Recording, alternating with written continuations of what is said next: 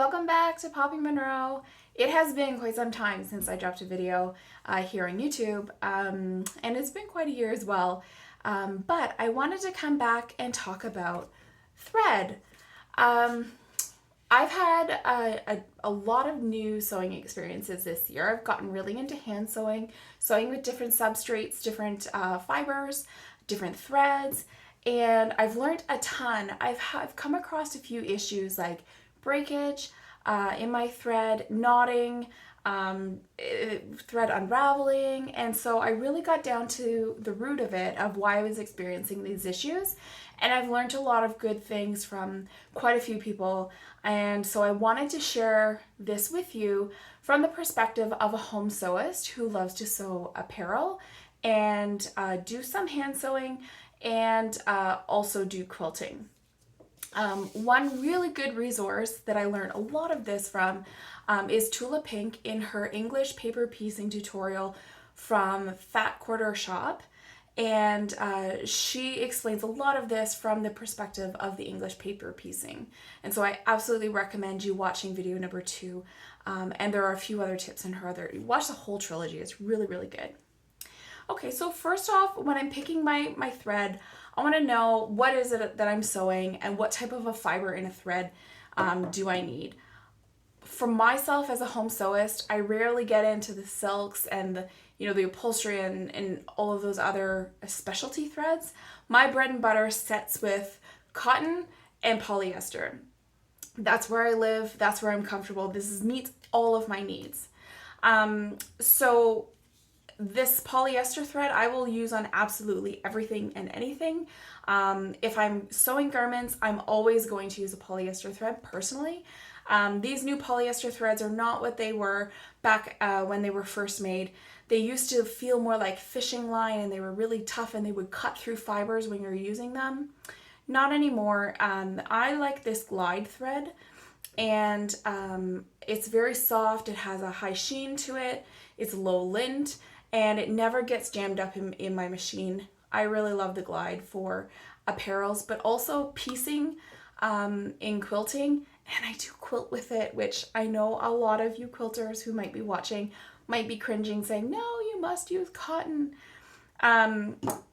Which brings me to the neck spool. So the cotton spools I like to use, it has a nice matte finish to it, has more of a natural look to it. And I use it often for piecing and for quilting as well. So it just depends on what type of a quilty project I'm looking at. Either way, I would be using a 50 weight in a cotton. If I'm hand piecing, I'll use a 50 weight, which actually brings me to the next part. Once you have your fiber, then you need to pick the weight. The standard weights that you will see are 40, 50, and 60. I would use a 40 weight thread for all of my garment sewing. 40 means a little bit thicker in thread, and I use the 40 for all of my garment sewing. Where I might choose a little bit of a smaller thread like this cotton 50 is in piecing, hand piecing, quilting. It's just a little bit of a finer thread, and it's perfect for all quilting applications. Where I might go a little bit thinner at the 60 weight is if I wanted a real bottom weight look to my quilting and I wanted it to blend in really, really nicely. But it is quite thin. I haven't yet found a use for it in garment sewing, just yet. Okay.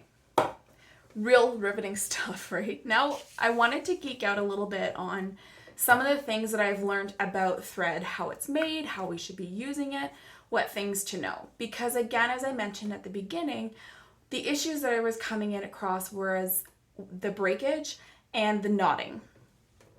So one thing to keep in mind, or the first thing to keep in mind, is how you're using it, especially if you're machine sewing. I do most of my sewing with my sewing machine. And so looking at how the thread is wound onto your spool is really important. You'll notice that Glide, Gutermann, and others go onto the spool in a crisscross motion. These threads are intended to have the thread come off the top of the spool, not off the side of the spool. And actually, I'm just going to trim this thread to give you a good idea as to what happens. So if I pull the thread off the top of the spool, you'll see that the thread comes off in a nice U shape. Just, how do you show it? Can you see it? It is a nice even U. Now if I pull it off the side of the spool, it will come out all tangly. Okay, well maybe the cotton thread will do it a little bit better. But after a while, the strain of coming off the side of the spool will make it come out tangly. Whereas this thread is spooled on horizontally. The threads you'll see are just stacked one on top of the other. And this spool is intended for the thread to come off the side of the spool, as opposed to coming off the top of the spool, which is when it will start to all nest together and get tangly. And tangles are never good when you're dealing with thread, right? Tangles mean breakage or tangles mean knots. So when you go to use these in your sewing machine, I have one loaded here.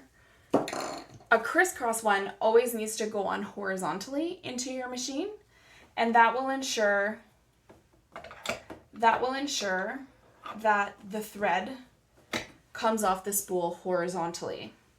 If I put this in the upright position, you'll see this is where it starts to pull. This is where it would start to pull off the side of the spool, which is what I don't want when my thread is in the crisscross formation.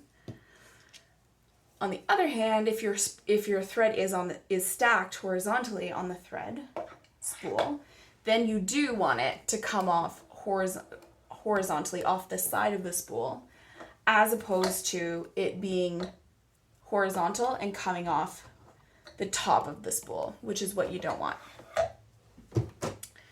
So this one needs to sit on your thread holder vertically. This one, crisscross, needs to sit horizontally. So that was issue number one that I was having, because sometimes I would come up against these guys and I always leave mine in the horizontal position. And I was starting to get tangles. I was like, this is crap thread. It's not working. It's garbage.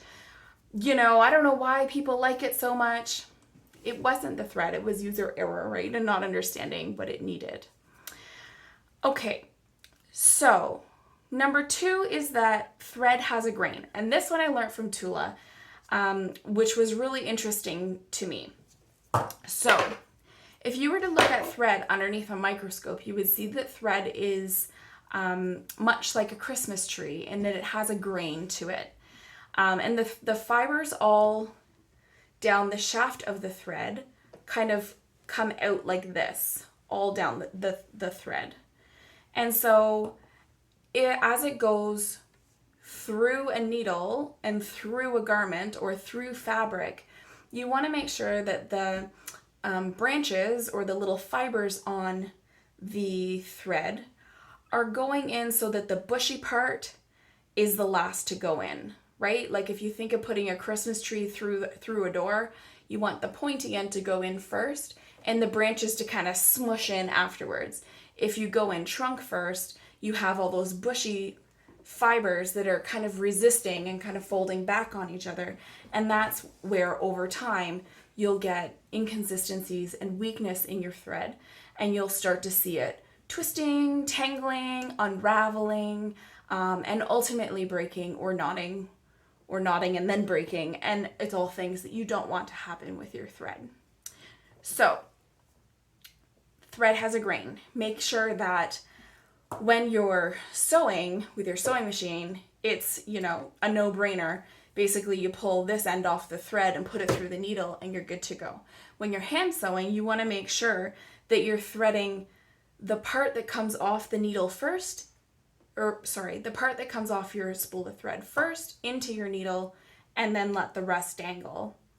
One of the things that I did when I was coming back to sewing, I met a sewist who liked to buy her thread in bulk, and then she offers this service where she will take her big cones of, like, industrial size cones of thread and pre-wind it onto something like a serger cone, and then you have, 1,000 meters worth of thread instead of, the 10,000 or whatever it is on hers.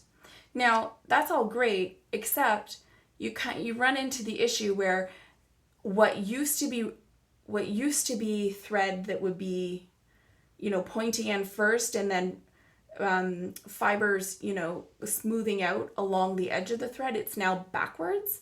And so as you're sewing with it, you might find that the thread is weak because those Christmas tree fibers, again, are pointing backwards and causing the thread to weaken and could potentially break or cause knots or become extra linty or so on and so forth. So just something to consider when you're buying your thread or when you're using your thread. So aside from that, thread is thread, and it's not exactly rocket science, but I do find that now knowing those tips, it has really helped me to troubleshoot when I'm coming across these issues.